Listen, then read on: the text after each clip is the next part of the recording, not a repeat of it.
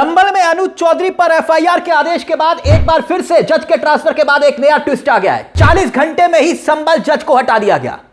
खबर सिर्फ इतनी नहीं है, इससे भी बड़ी है। एक दिन के मुख्यमंत्री का किस्सा तो आपने सुना होगा। एक दिन का मुख्यमंत्री, एक दिन का एसडीएम भी देख लीजिए। संभल में अनुज चौधरी वाला किस्सा तो आपको याद होगा। पुलिस कर्मियों पर एफआईआर के आदेश जज साहब ने दिए और उन्हीं जज साहब का ट्रांसफर कुछ ही घंटों के भीतर हो गया था। याद आया आपको? और उन्हीं जज साहब के ट्रांसफर को लेकर किस तरह से सवाल खड़े हुए थे, क्योंकि एफआईआर के आदेश उन्होंने ही दिए थे। मगर अब इस पूरे मामले में एक और ट्विस्ट आ गया है, क्योंकि जब ट्रांसफर हुआ न्यायपालिका पर सबसे बड़ा सवाल खड़ा हो रहा था। अब नोटिस को देखिए जो आपकी स्क्रीन पर है। यह आदेश है, आदेश की कॉपी। संभल जामा मस्जिद के सर्वे का ऑर्डर देने वाले जिस जज आदित्य सिंह को प्रमोट किया गया था, संभल का सीजीएम बनाया गया था, जिसको लेकर सवाल खड़े हो रहे थे, उनको एक ही दिन में अब घर वापसी कर दी। मतलब कि नए आदेश के मुताबिक दीपक कुमार जायसवाल संभल के नए सीजीएम होंगे। खबर क्या है? बात इतनी नहीं है कि आदित्य सिंह ने जो सीजीएम का चार्ज लिया था, मगर फिर आदेश आ गया कि एक दिन में सीजीएम जो है वो बदल दिए गए। ये तीनों चेहरे आपके सामने हैं, कौन आया कौन गया। और बात यहां पर एक और गुम होती है। सबसे पहले मैं कुछ और तस्वीरें आपके सामने रखूंगा, लेकिन असली खबर क्या है उस पर मैं आऊं। इस तस्वीरों को याद करिए। जजों ने जब जज का ट्रांसफर के बाद जब वकीलों ने प्रदर्शन किया था, वकीलों ने जिला जज की गाड़ी को घेर लिया था और संभल कोर्ट के अंदर क्या नारे लग रहे थे? योगी जब जब डरता है पुलिस को आगे करता है, इस टाइप के नारे लग रहे थे। जमकर प्रदर्शन हो रहा था। सवाल पूछे जा रहे थे कि आखिरकार जिस जज ने आदेश दिया एफआईआर का, अनुज चौधरी पर एफआईआर का, उस जज का ट्रांसफर आखिरकार क्यों हो गया? और आखिरकार चंद ही घंटों के भीतर एक का प्रमोशन और दूसरे का डिमोशन क्यों हुआ? अब प्रमोशन जो था वो प्रमोशन भी रद्द कर दिया गया जिन जज साहब को प्रमोशन दिया गया था। यानी कि पूरी तरह से आदेश को वापस ले लिया गया। लेकिन सवाल एक सबसे बड़ा, ये इस पूरे मुद्दे को लेकर एक खबर छिपी है, वो ये कि अनुज चौधरी पर कार्रवाई होगी अब या फिर नहीं।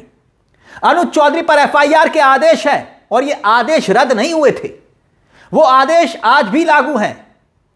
और क्या स्टे लेने के लिए, इस आदेश पर स्टे लेने के लिए इलाहाबाद हाई कोर्ट जाएंगे अनुज चौधरी? जरा सोचिए। जाहिर सी बात है कि जिस वक्त 14 जजों का एक साथ ट्रांसफर हुआ था, तब उसमें यह सवाल खड़ा हुआ था कि संभल के जज का ट्रांसफर उसी वक्त क्यों हुआ।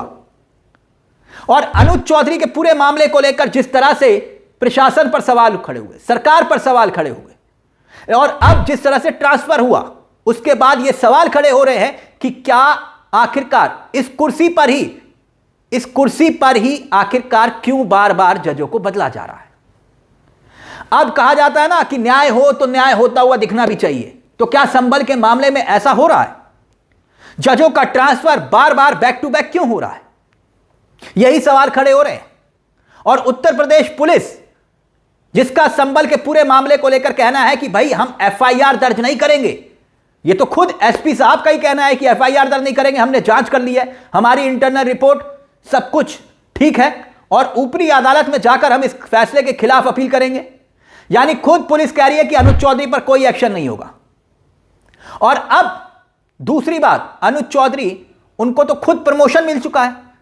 24 जनवरी 2024 को जो घटना घटी थी संभल में, जिसमें 5 लोगों की जान गई थी, उसके बाद 9 महीने के बाद, उस वक्त वो सीओ थे, अब एसीपी यानी कि एडिशनल एसपी बन चुके हैं। प्रमोशन हो चुका है और प्रमोशन के बाद सीधे तौर पर यह आदेश सामने आए और उसी संभल की घटना को लेकर जो सबसे ज्यादा सवालों के कटघरे में अनुज चौधरी को खड़ा कर रही थी। क्योंकि अनुज चौधरी लगातार इस तरह के बयान दे रहे थे कि भाई साल के अंदर 52 जुम्मे आते हैं, होली सिर्फ एक बार आती है। और बयान अलग से दे रहे थे और हाथ में गदा लेकर चलते हैं, धार्मिक कार्यक्रमों में शामिल होते हैं और बाकायदा रील्स पर रील बनाते हैं। कुल मिलाकर सवाल यही था, असली सवाल यही कि साहब क्या अनुज चौधरी पर, जो कि मुख्यमंत्री योगी आदित्यनाथ के खास पुलिसकर्मियों में से एक हैं, उन पर कोई एक्शन होगा? क्योंकि कोर्ट का आदेश है और कोर्ट के आदेश के बावजूद अब तक कोई एफआईआर दर्ज नहीं हुई। अनुज चौधरी को बचाने के लिए क्या योगी आदित्यनाथ क्योंकि खुद वो समर्थन कर चुके हैं अनुज चौधरी को लेकर। जब उन्होंने ये 52 जुम्मे और एक होली वाला बयान दिया था टेबल पर बैठकर, क्योंकि इंटरव्यू देने का स्टाइल भी अलग, टेबल पर बैठकर पूछो, पत्रकारों से कहते पूछो क्या पूछना चाहते हो। और तब योगी आदित्यनाथ ने जुम्मे वाले बयान को लेकर कहा था कि पहलवान है सीओ, कोई दिक्कत नहीं। तो मुख्यमंत्री जब खुद अनुज चौधरी का समर्थन कर चुके हैं, तो फिर सवाल यह कि आखिरकार संभल की घटना को लेकर अनुज चौधरी को बचाने के लिए क्या निष्पक्ष जांच हो पाएगी, और क्या अदालतें भी निष्पक्ष हैं? इस तरह से सवाल खड़े हुए कि भाई अदालतों के ऊपर भी कहीं कोई बंदिश तो नहीं, डायरेक्टली इनडायरेक्टली कहीं अंकुश लगाने की कोशिश तो नहीं। और ये ट्रांसफर आखिरकार क्या संकेत और संदेश देते हैं? आखिरकार उत्तर प्रदेश के एक जज साहब का किस्सा याद होगा, कटमुल्ला कहने वाला, और फिर मामला इस कदर बढ़ा कि विपक्ष ने महाअभियोग लाने की कोशिश की, जगदीप धनखड़ का इस्तीफा तक हो गया उस मामले पर। उपराष्ट्रपति चर्चाएं तो इस तरह की है ना, जगदीप धनखड़ का इस्तीफा भी हुआ। और दूसरी तरफ वो जज जिनके घर पर 500 रुपए के नोटों के बंडल मिले, जस्टिस वर्मा, याद आया आपको? इसलिए अदालतों के भीतर भी कई बार फैसलों को लेकर समीक्षा होती है कि भाई ये फैसला किस नजरिए से देखा जाए। और संभल वाला फैसला भी खूब सुर्खियों में आया क्योंकि मसला अनुज चौधरी का था और जज ने कहा कि इनके ऊपर एफआईआर दर्ज हो प्रथम दृष्टया। और संभल के मामले में जैसे ही अनुज चौधरी पर एफआईआर के आदेश होते हैं और कुछ ही घंटों के बाद उन्हीं जज साहब का ट्रांसफर हो जाता है और उन्हीं जज के समर्थन में वकील खुलकर आते हैं और नारे तक लगाते हैं, योगी जब जब डरता है पुलिस को आगे करता है। बताइए, लेकिन सवाल यही कि गोलीकांड संभल में हुआ, जो 5 लोगों की जान गई, वो किसकी वजह से गई? वो किस वजह से गई? क्योंकि अनुज चौधरी ने तब भी टेबल पर बैठकर रिपोर्टर्स को जो इंटरव्यू दिए थे, कहा था गोलीकांड हुआ था। तब उन्होंने कहा था जो लोग मरे हैं वो किस तरीके से मर गए। जब ये पत्रकारों ने सवाल पूछा तो उन्होंने कहा कि बहुत सारे लोग वहां इकट्ठा थे, पुलिस वालों को खुद चोट आई और अगर पुलिस वालों को गोली ही मारनी होती तो शुरू में ही मार देते। खुद अपना पत्थर, खुद अपने को पत्थर क्यों खाते? बकायदा ये इंटरव्यूज अनुज चौधरी के हैं। और अब उसी मामले को लेकर एक और नया ट्विस्ट आ चुका है, मगर सवाल जिसका तस वही है कि आखिरकार वो 5 लोगों की जान गई तो गई कैसे? अब इस पूरे मामले को लेकर आपको लगता है कि वाकई में न्याय मिलेगा, न्याय दिखेगा भी सही मिलता हुआ, या फिर न्याय मिल चुका है? अपनी राय इस पूरे मामले को लेकर हमें कमेंट बॉक्स में जरूर दीजिएगा।